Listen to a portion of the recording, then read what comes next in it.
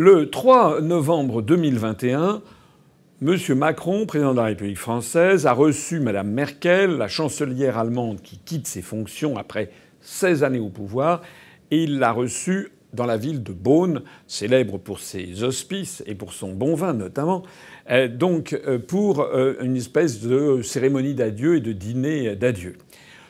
Ça me paraît normal qu'un chef d'État français fasse une cérémonie d'adieu sympathique avec un chancelier allemand. Je trouve jusque-là, c'est tout à fait normal. Ce serait le contraire qui serait fâcheux.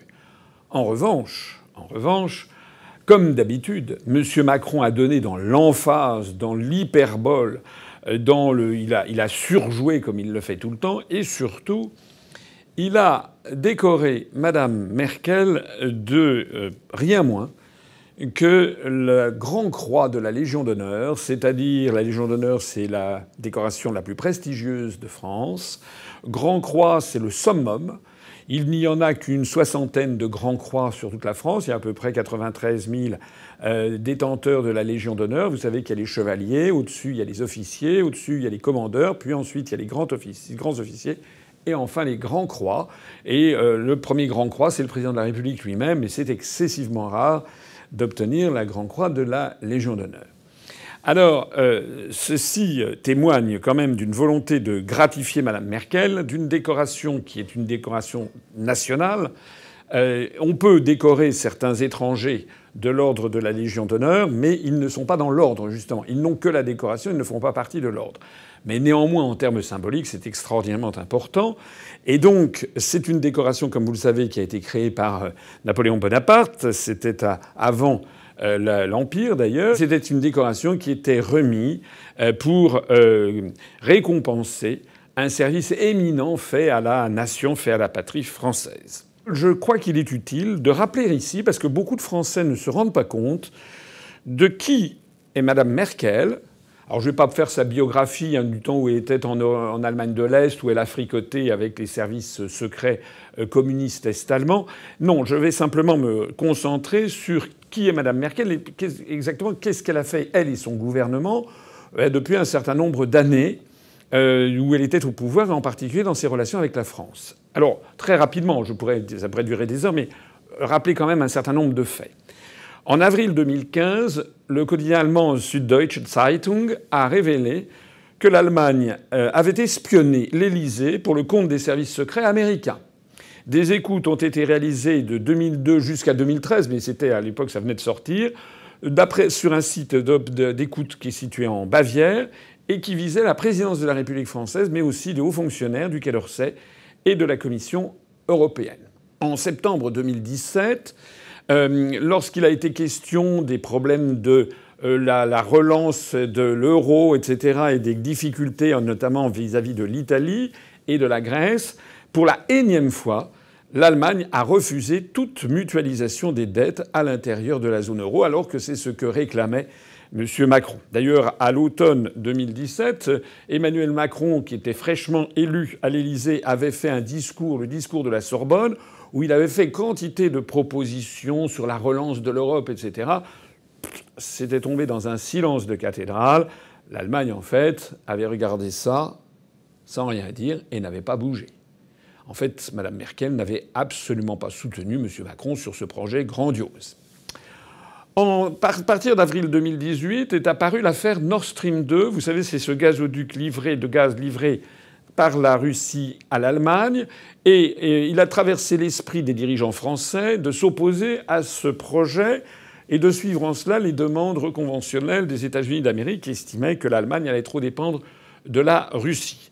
Mme Merkel n'en a tenu aucun compte. Là, pour le coup, d'ailleurs, je la soutiens parce que c'était tout à fait insensé de la part de Macron et plus encore de son chevau léger, comme on dit, M.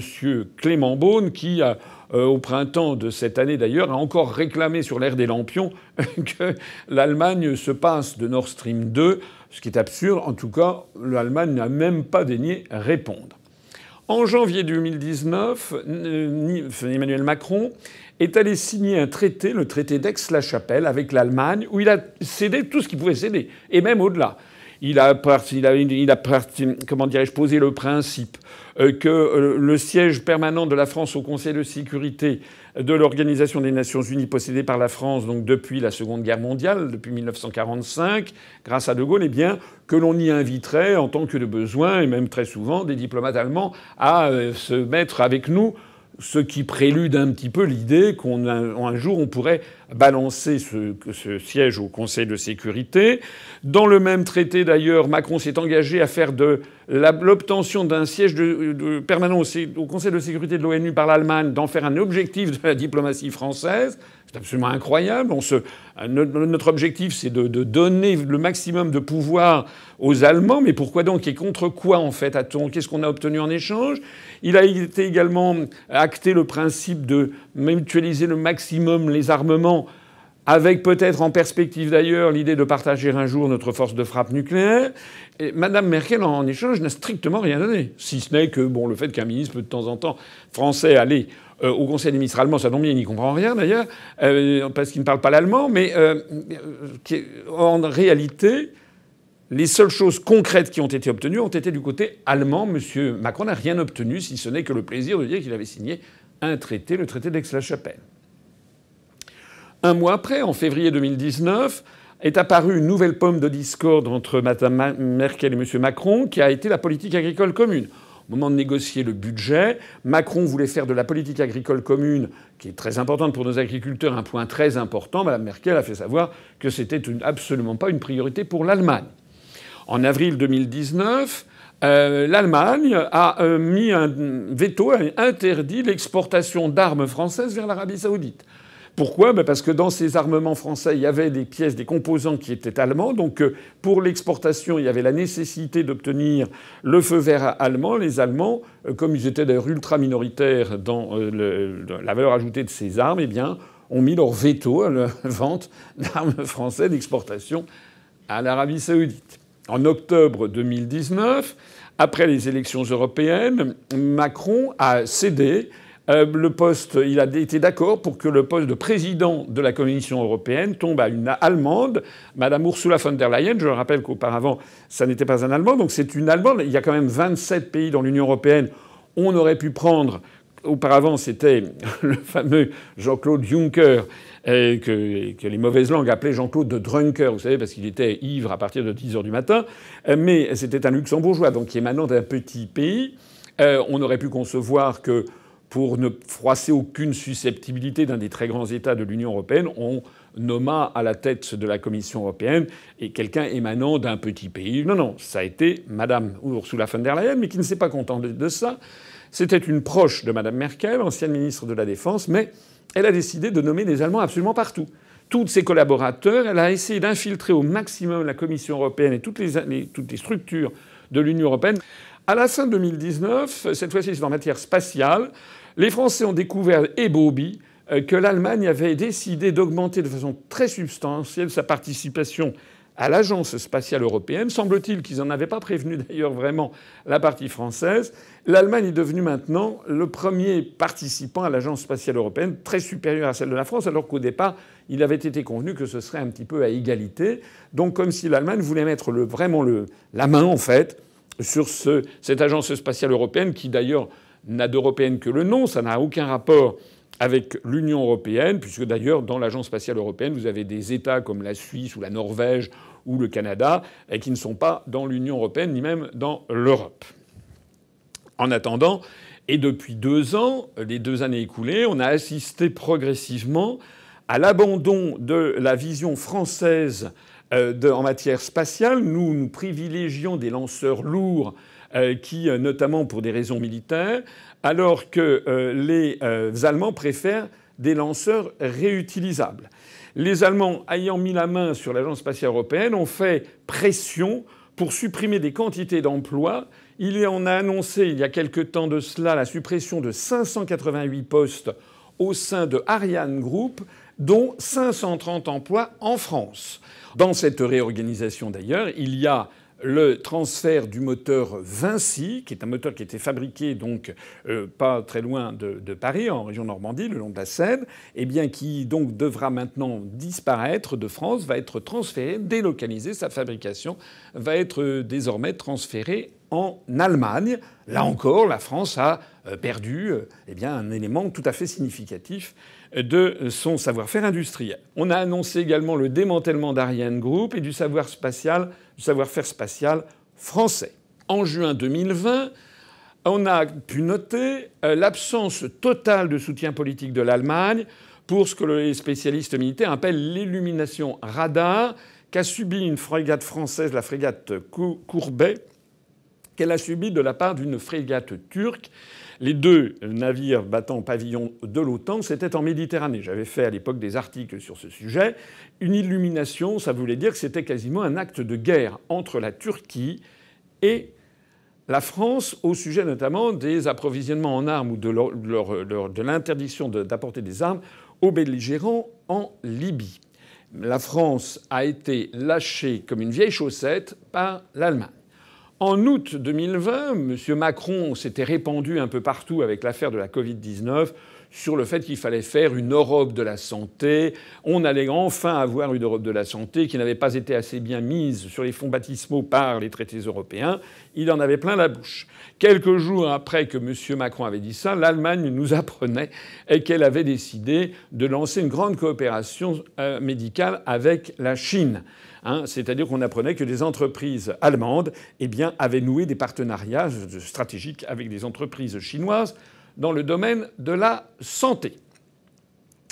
Alors ensuite, on a assisté, toujours sur ces questions de santé, l'Allemagne qui a procédé, alors que M. Macron était là, le cœur sur la main, en expliquant qu'il y avait le couple franco-allemand, qu'il n'y avait aucune différence, et c'est ça, d'un coup, les Allemands ont imposé une fermeture unilatérale de la frontière avec le département de la Moselle, plongeant d'ailleurs des journaliers français qui vont travailler tous les jours en Allemagne et qui ensuite traversent la frontière pour revenir en France, les plongeant dans une grande difficulté. Il n'y avait eu non seulement il n'y avait eu aucune concertation entre Berlin et Paris sur le sujet, mais les Allemands, délibérément, ont fait un bras d'honneur à la France.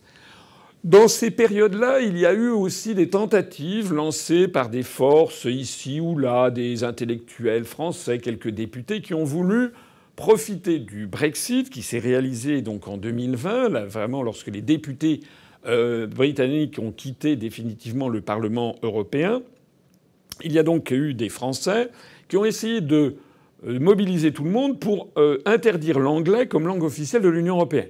Il est vrai qu'avec le départ du Royaume-Uni, l'anglais n'est plus la langue officielle que une des langues officielles de l'Irlande et une des langues officielles de Malte, ce qui fait quand même très peu par rapport à la population générale de l'Union européenne.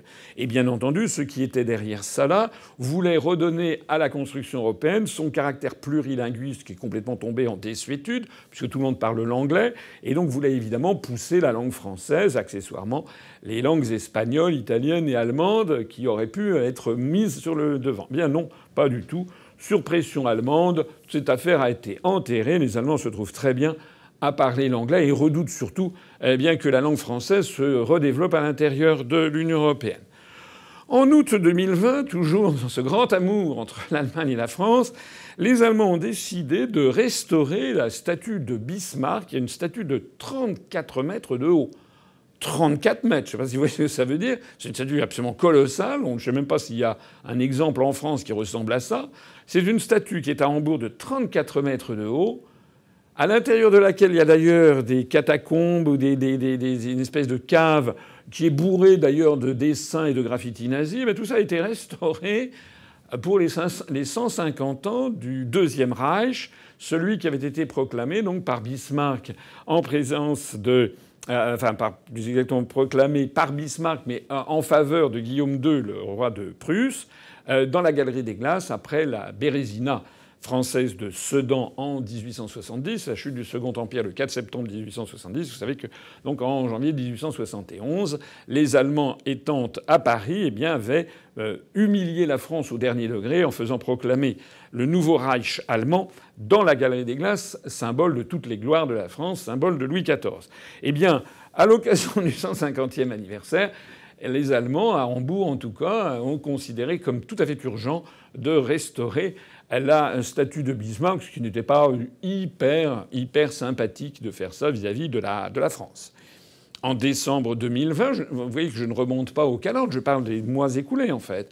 En décembre 2020, nouvelle gifle pour la France, c'est l'Airbus des blindés. L'Airbus des blindés, c'était, on avait voulu créer une espèce de char franco-allemand et avec d'autres intérêts européens, un peu comme l'Airbus. Quoique, comme la fusée Ariane dont je parlais tout à l'heure, Airbus n'avait aucun rapport avec la construction européenne, ça aurait été une coopération en tout cas franco-allemande. Eh bien, à la tête, il y avait une direction bicéphale franco-allemande à la tête de ce consortium qui s'appelle KNDS. Eh bien, c'est l'Allemand Frank Aum qui est devenu le seul patron opérationnel de ce groupe industriel issu du rapprochement entre le français Nexter et l'allemand KMW pour fabriquer des chars. L'Allemagne a considéré que c'était à elle. En février 2021, eh bien, on a assisté à des nouveaux rebondissements sur les questions de défense. Et à chaque fois où l'Allemagne nous a fait un enfant dans le dos ou a torpillé nos intérêts pour tirer la couverture à elle. Il y a d'abord la crise permanente de l'avion de combat du futur, le fameux SCAF. Normalement, c'était un projet sous direction française qui est remis en cause chaque année par les industries allemandes. Les Allemands, par ailleurs, n'ayant pas de porte-avions, ont imposé de ne pas mettre de crosse d'appontage sur les avions, c'est-à-dire que ça torpille une partie de l'intérêt de cet avion pour les Français, mais eux, évidemment, les Allemands s'en fichent puisqu'ils n'ont pas de porte-avions. Et puis, les Français se sont rendus compte que les Allemands voulaient introduire des clauses léonines pour, en fait, piquer tout le savoir-faire industriel de l'entreprise française Dassault. En juin 2021, cette fois-ci en matière énergétique, l'Allemagne a empêché la reconnaissance du nucléaire comme énergie verte, vous savez, dans le cadre du plan de relance. Donc c'est pour torpiller ou du moins nuire à l'industrie nucléaire française, puisque les Allemands eux-mêmes n'ont pas et veulent se défaire de l'industrie nucléaire. Ils font tout ça tout en important, bien entendu, leur énergie de France. En juillet 2021, eh bien, l'Allemagne nous a encore envoyé une paire de claques avec l'affaire des patrouilleurs de maritimes. Il était question d'un projet franco-allemand, mais d'un seul coup, l'Allemagne a décidé, tout à trac, les Français ont appris ça au petit déjeuner en prenant leur croissant, les partenaires français, que l'Allemagne avait décidé finalement d'acheter 5 patrouilleurs à Boeing aux États-Unis. Pour les spécialistes, il s'agit d'avions Poséidon 8A, et donc le projet franco-allemand tombait à l'eau. La France a décidé à ce moment-là de quitter ce programme des avions de patrouille maritime, et donc décidé d'acheter des Falcon 10X de Dassault. Mais encore une fois, c'est l'Allemagne qui a laissé tomber la France comme une chaussette. En septembre 2021, donc il y a quelques semaines, eh bien, on a appris que l'Allemagne voulait maintenant se passer de la base spatiale de Kourou en Guyane française et a décidé d'essayer de bâtir sa propre base spatiale sur son territoire, c'est-à-dire une base en mer, dans la mer du Nord, au large de, je ne sais pas, Heligoland, quelque chose, c'est la partie de l'Allemagne avant d'arriver au Danemark. Voilà le projet allemand, ce qui est évidemment encore une gifle à l'égard de la France, c'est même plus qu'une gifle, c'est un choix tout à fait stratégique. C'est que l'Allemagne laisse entendre clairement qu'elle ne veut plus dépendre de la France en rien, qu'elle veut tout pour elle, les chars, le moteur, le ci, le ça, les avions, et plus de dépendre de la France en rien. Quelques jours après, on a appris que Mme Merkel écrivait des mémoires et c'est sorti dans la presse. C'est assez rigolo, mais c'est quand même assez vachard. Mme Merkel a commenté Nicolas Sarkozy en disant « Je dois avouer que je ne comprenais pas qui était Nicolas Sarkozy jusqu'à ce que mon mari m'offre un DVD de Louis de Funès. Ensuite, j'ai su qui il était. » C'est quand même assez extraordinaire. En octobre 2021, donc il y a quelques jours en fait, on a noté l'absence de soutien total de l'Allemagne, de soutien politique pour la crise des sous-marins australiens. Rien du tout. En matière d'énergie, lorsqu'il y a eu la COP26, eh bien, on a noté, et là, je l'avais déjà dit tout à l'heure, ça a été confirmé, que la taxonomie durable, établie notamment par les Allemands, a exclu le nucléaire français des investissements qui sont compatibles COP26. Voilà. Encore, je suis passé sur bien d'autres choses, sur des irritations au quotidien, le refus de Mme Merkel d'avoir comme nomination de commissaire européen Mme Sylvie Goulard, qui n'était pas de son goût, enfin, etc., etc. En fait, il n'y a eu que des frictions. De manière générale, le bilan de Mme Merkel, au cours des 16 ans où elle a été au pouvoir et dans ses relations avec la France, aura été de mener une guerre du blocage permanent, du changement de cap, des fausses promesses, du dénigrement, du mépris de la France. Mezza voce, elle est habile, elle a quand même une certaine diplomatie, mais c'est quelqu'un qui, à l'évidence, défend. Elle a tout à fait c'est d'ailleurs normal qu'elle le fasse, que l'on ne se méprenne pas sur ce que je dis. Elle défend les intérêts de l'Allemagne, Deutschland über alles, l'Allemagne au-dessus de tout. Elle défend les. Je rappelle que c'est toujours le chant, l'hymne national de l'Allemagne. Elle défend les intérêts de l'Allemagne. Voilà. Donc les gens qui approuvent que M. Macron ait donné la décoration de Grand Croix de la Légion d'honneur à cette responsable politique étrangère, j'aimerais qu'il m'explique en vertu de quoi. Est-ce qu'on peut me citer un seul avantage obtenu par la France grâce à Mme Merkel?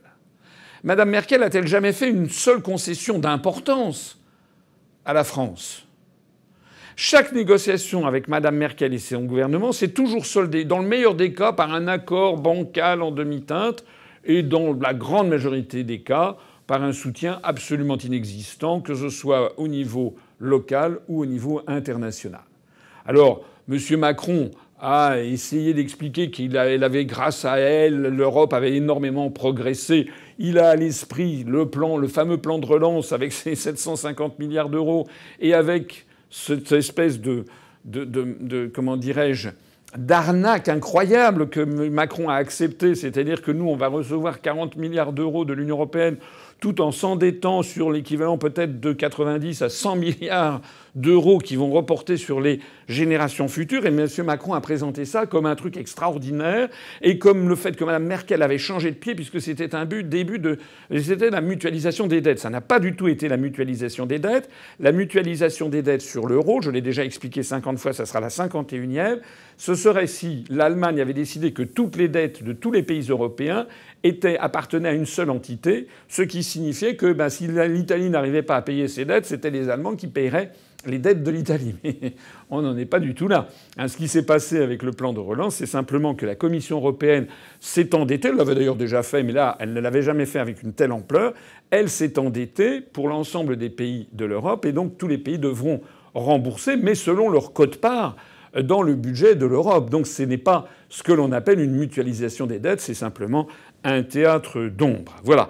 Pour ce qui concerne le reste de l'Europe, à part cette affaire, ce débat de spécialistes sur la pseudo-mutualisation de la dette, Mme Merkel, elle a rien fait de très sympathique. Tout ce qu'elle a fait a visé à faire de l'Allemagne le véritable dirigeant de l'Europe, d'imposer ses vues à la Banque centrale européenne, à la Commission européenne, d'exiger en permanence de la France qu'elle taille dans ses services publics, qu'elle taille dans ses dépenses, etc. Donc, Madame Merkel, il fut un temps d'ailleurs au moment de la crise en Grèce et puis en Italie où elle était vomie par les peuples d'Europe du Sud. Madame Merkel a également, au moment de la crise des migrants, Madame Merkel a fait entrer 1 million de migrants en Allemagne, dont elle a d'ailleurs sélectionné les meilleurs et ensuite a laissé passer les autres vers la France grâce à l'espace Schengen. Donc, et tout ceci sans aucune concertation avec la France. Lorsque Mme Merkel a décidé de faire entrer 1 million de migrants supplémentaires, à aucun moment elle n'a demandé à la France ce qu'on en pensait. Enfin, voilà, si vous trouvez que tout ceci mérite récompense de la France, non, ça va. Ça va pas. Elle a au contraire visé l'intérêt de l'Allemagne, pas seulement de l'Allemagne, mais plutôt de l'établissement allemand, des grandes entreprises. Elle a en tout cas laissé se détériorer le climat en Europe, et notamment, on voit que 16 ans après son arrivée à la chancellerie, l'Allemagne a certainement gagné des places par rapport à ce qu'elle était auparavant au sein de l'Europe, mais l'Europe se porte plus mal que jamais, et partout on entend murmurer les populations qui envisagent de sortir de l'Union européenne dominée par l'Allemagne. Voilà le vrai bilan de Mme Merkel. M. Macron s'est déshonoré et a déshonoré la France en se vautrant dans une espèce de servitude volontaire vis-à-vis de Mme Merkel. En conclusion, je dirais encore deux choses. La première, c'est que j'ai vu sur certains forums des internautes qui disent « Ah, Mme Merkel, c'est une grande dame, c'est formidable, bravo à elle ». C'est triste. C'est triste parce que, encore une fois, moi je n'en veux pas du tout à Mme Merkel d'avoir fait son travail. Son travail, c'est de défendre les intérêts allemands, dont acte. Mais que des Français qui, en fait, ne connaissent rien, ne se sont pas intéressés au fond du sujet, répètent comme des perroquets. C'est une espèce de disposition psychologique de certaines personnes. On appelle ça en psychologie le psittacisme, ça vient de psittacos, qui est un mot grec qui veut dire perroquet. Il y a des gens qui se croient plus malins que tout le monde, et beaucoup plus intelligents bien sûr, parce qu'ils répètent ce qu'ils ont entendu dans les médias. Alors que les gens disent Mme Merkel, alors ils répètent Mme Merkel, elle est formidable. Non, Mme Merkel, elle a dirigé l'Allemagne pour le bien de son peuple et surtout d'ailleurs de son oligarchie nationale. Mais Mme Merkel ne nous a fait aucun cadeau au cours des 16 ans. Et on n'a pas du tout à la glorifier à ce point. On a à célébrer son départ, lui dire qu'on a été content de faire sa connaissance, de travailler avec elle. Et puis voilà, ça méritait effectivement peut-être un dîner un peu convivial, mais pas tout ce tralala, et d'en faire quasiment... On a assisté presque à la canonisation de Sainte Angela par le pape Macron. Ça ne va pas. En tout dernier point, je dirais que... il faut être très prudent quand on donne des décorations à des dirigeants étrangers. Et je rappelle notamment qu'il y a eu des précédents fâcheux. Je rappelle que Macron lui-même avait donné un grand croix de la Légion d'honneur à Ahmed al-Sisi, qui est le chef d'État égyptien, qui est quand même un dictateur assez féroce. Ce qui a valu d'ailleurs, notamment en Italie, parce qu'il y avait un journaliste ou un défenseur des droits de l'homme italien qui a été, je crois, plus ou moins assassiné dans une prison égyptienne. Ça nous a valu, dans les mois qui ont suivi, un certain nombre de personnalités italiennes qui avaient reçu la Légion d'honneur et qui ont renvoyé leur Légion d'honneur à Macron en disant que c'était une honte d'avoir décoré le chef d'État égyptien de Grand Croix de la Légion d'honneur. Il y a eu aussi d'autres précédents célèbres de Légion d'honneur octroyées un petit peu hâtivement à certains ici ou là. Je pense par exemple à Harvey Weinstein, qui est resté célèbre pour ses frasques. Je pense aussi à des personnalités comme Bachar el-Assad. Bachar el-Assad s'était vu remettre la Légion d'honneur par Jacques Chirac. Eh bien, avec l'affaire de la guerre en Syrie, Macron a jugé nécessaire de lui faire retirer cette Légion d'honneur. Eh bien, Bachar el-Assad n'a pas d'ailleurs attendu qu'on vienne la lui retirer du coup. Il a renvoyé le tout à la France. Il a pris les devants en renvoyant ça via l'ambassade de Roumanie à Damas. Voilà. Donc soyons très prudents dans ces octrois de Légion d'honneur. J'ai parlé de cette affaire parce que je crois qu'elle est très symptomatique de l'amateurisme de Macron dans la gestion des affaires internationales. C'est à la limite, ça pourrait être un péché véniel, mais ce qui n'est pas un péché véniel et ce qui est véritablement un défaut majeur de toute la présidence Macron, eh bien c'est la légèreté avec laquelle il a mené les intérêts de la France face à des très grandes puissances qui défendent, eux, leurs propres intérêts. Et Macron, en se croyant plus malin, en cédant tout. L'exemple avec l'Allemagne en est l'exemple le plus caractéristique avec l'exemple américain. Vive la République et vive la France.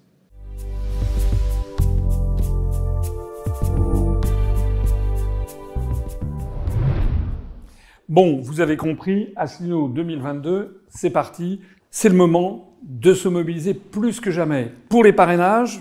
On en a beaucoup de promesses, il faut en avoir encore plus.